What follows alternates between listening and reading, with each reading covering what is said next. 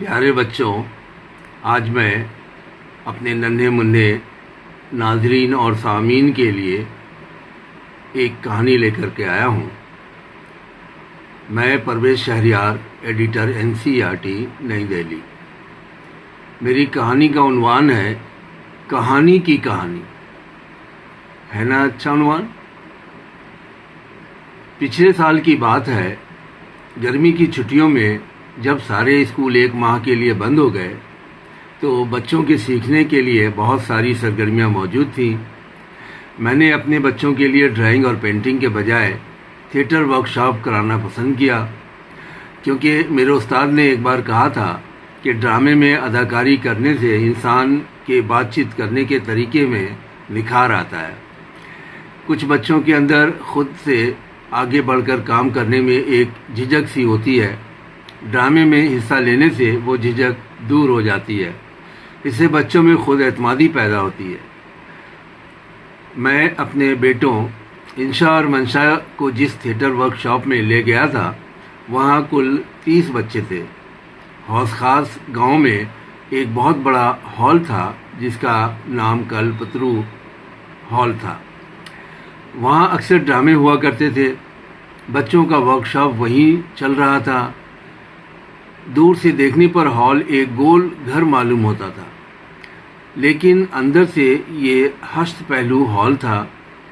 اس کے 8 کونوں میں ایک گرین روم تھے جہاں بچے ڈرامے کے کردار کے مطابق اپنے کاسٹیوم یعنی کرداروں کے کپڑے پہن کر اور میک اپ کر کے تیار ہو سکتے تھے۔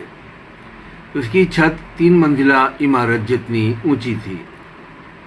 میں نے جب بچوں کو مخاطب کیا اور کہا کہ آج میں آپ کو کہانیاں کیسے لکھی جاتی ہیں اس کے بارے میں بتاؤں گا، کہانی کا لفظ سنتے ہی سبھی بچے میری طرف متوجہ ہو گئے اور بڑی دلچسپی سے مجھے دیکھنے لگے، لیکن ایک بچے نے مجھ سے فوراً سوال کر دیا، ہم سب یہاں تھیٹر سیکھنے آئے ہیں نا سر، پھر کہانی کیوں؟ میں نے اس کی سمجھداری پر شاباشی دی۔ سوال کرنا بہت ضروری ہے۔ سوال کرنے سے ہی پتہ چلتا ہے کہ جو بات بتائی جا رہی ہے وہ آپ سمجھ رہے ہیں یا نہیں۔ میں نے بچوں کے پورے گروپ کو مخاطب کرتے ہوئے کہا، فلم، ڈرامہ اور TV سیریل سب کی بنیاد کہانی ہی ہوتی ہے۔ کہانی کو انگریزی میں اسٹوری کہتے ہیں۔ یہی کہانی اگر عوام کے سامنے پیش کرنے کے لیے تیار کی جائے تو اسے اسکرپٹ کہتے ہیں۔ تھیٹر میں جو مکالمے زبانی ادا کیے جاتے ہیں وہ کہانی کو آگے بڑھانے میں مددگار ثابت ہوتے ہیں۔ اسے انگریزی میں ڈائلاگ کہتے ہیں۔ کہانی کے کردار اپنی تعلیمی لیاقت اور سماجی حیثیت کے مطابق اپنی آواز کے اتار چڑھاؤ کے ساتھ اپنے مکالمے بیان کرتے ہیں۔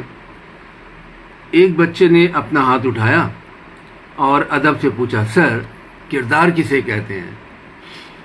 کہانی کا ایک مرکزی کردار ہوتا ہے، وہ اپنی آپ بیتی اپنے قاری کو سنا سکتا ہے، لیکن کبھی کبھی اس کے ذیلی یا معاون کردار بھی ہوتے ہیں جو کہانی کے واقعات کو آگے بڑھانے میں مدد کرتے ہیں۔ سر میرا ایک سوال ہے۔ ایک دبلی پتلی چھوٹی سی لڑکی نے اپنا سوال سب کے سامنے رکھا، کہانی کس کے بارے میں لکھی جاتی ہے؟ اس کا ٹاپک کیا ہوتا ہے؟ کہانی کسی انسان، جانور یا چیز کے بارے میں لکھی جاتی ہے۔ کسی بیتے ہوئے واقعات کو اس ڈھنگ سے بیان کرنا کہ وہ دلچسپ بن جائے۔ کہانی ہمیشہ کسی کردار کی ہوتی ہے۔ کہانی کے لیے کوئی بھی ٹاپک اپنی پسند کے لحاظ سے چنا جا سکتا ہے۔ ٹاپک یا موضوع کی پہلے سے کوئی قید نہیں ہوتی۔ بس ایک بات یاد رکھنا چاہیے کہ کہانی ہمیشہ اپنے کردار کے گرد گھومتی ہے۔ کردار کہانی میں کس طرح مدد کرتے ہیں؟ ایک بچے نے بہت فکر مندی سے پوچھا۔ شاباش، بہت اچھا سوال ہے۔ کردار اپنے مکالمہ اور عمل کے ذریعے کہانی کے واقعات کو بیان کرتے ہیں۔ کہانی اصل میں واقعات کا مجموعہ ہوتی ہے۔ یہ اپنے موضوع کے گرد گھومتی رہتی ہے۔ سر، موضوع کیا ہوتا ہے؟ ایک لڑکی نے بہت سنجیدگی سے دریافت کیا، ہر کہانی کا ایک موضوع ہوتا ہے۔ مثلا لالچ یا لالچ بری بلا ہے، یہ ایک موضوع ہو سکتا ہے، ہم اس پر کہانی لکھ سکتے ہیں۔ ہم جانتے ہیں کہ لالچ کا انجام برا ہوتا ہے، ہم اس کہانی کا عنوان لالچ کا انجام بھی رکھ سکتے ہیں۔ اچھا سر، عنوان کیا ہوتا ہے؟ ایک لڑکے نے عنوان کا لفظ سنتے ہی جلدی سے سوال کیا۔ جس طرح میرا اور آپ سبھی کا کوئی نہ کوئی نام ہوتا ہے، اسی طرح کہانی، ڈرامے یا فلم اور ٹی وی سیریل کا بھی کوئی نہ کوئی نام ہوتا ہے۔ اس کے نام سے ہی کسی شے کے دلچسپ ہونے کا پتہ چلتا ہے۔ چنانچہ کہانی کا نام یا عنوان پرکشش ہونا چاہیے۔ اس کے علاوہ کہانی کا ایک بیانیہ حصہ بھی ہوتا ہے جسے کہانی کار بیان کرتا ہے۔ مثلا بہت پرانی بات ہے، ایک راجا تھا، وہ بہت بہادر تھا، اس کی کوئی اولاد نہیں تھی، دنیا کی ساری نعمت اس کے پاس تھی، لیکن ایک اولاد نہ ہونے کی وجہ سے وہ دکھی رہتا تھا۔ اس غم نے اسے نڈھال کر دیا تھا، اس کا جینا محال کر دیا تھا۔ اسے کہانیاں کا ابتدائی بیانیہ کہتے ہیں۔ اس کے بعد کہانی یا ماجرا کا اصل حصہ بیان ہوتا ہے۔ اس کے بعد نیکی اور بدی یا اچھائی اور برائی کے درمیان ٹکراؤ ہوتا ہے۔ آخر میں برائی اور جھوٹ کی ہار ہوتی ہے اور اچھائی اور سچ کی جیت ہوتی ہے۔ اس کے ساتھ ہی کہانی اپنے عروج پر پہنچ کر ختم ہو جاتی ہے۔ جیسے فلموں میں ہیرو اور ویلن ہوتے ہیں۔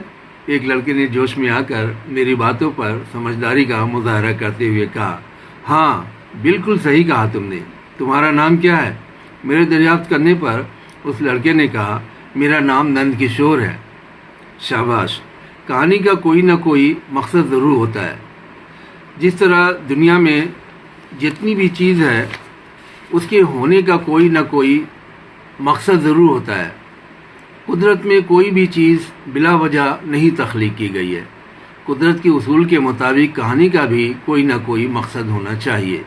فرض کیجئے کسی کہانی میں جھوٹ پر سچ کی جیت دکھائی گئی ہے، تو اس سے ہمیں یہ سبق ملتا ہے کہ ہم جھوٹ نہ بولیں اور ہمیشہ سچ بولنے کی کوشش کریں۔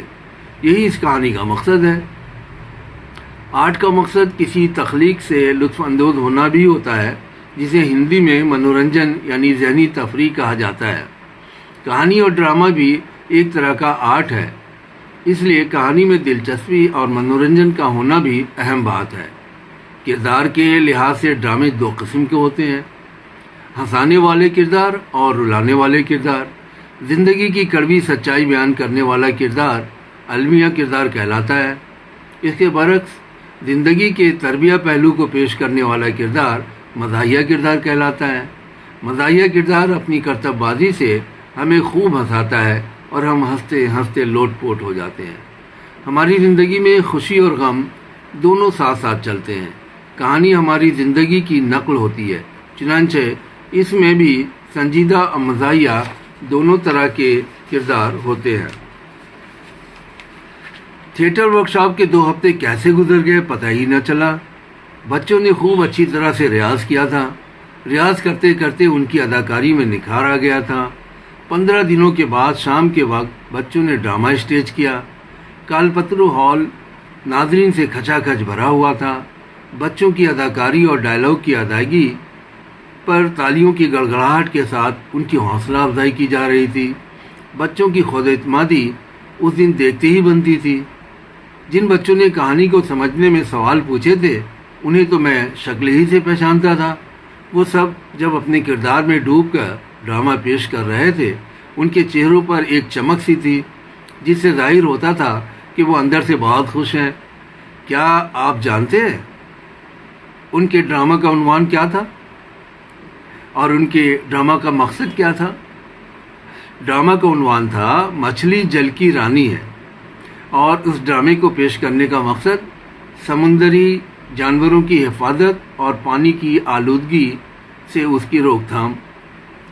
انہوں نے تھرموکول کے کٹ آؤٹ سے بڑی بڑی مچھلیاں، آکٹوپس اور آبی جانوروں کی تصویریں بنائی تھی۔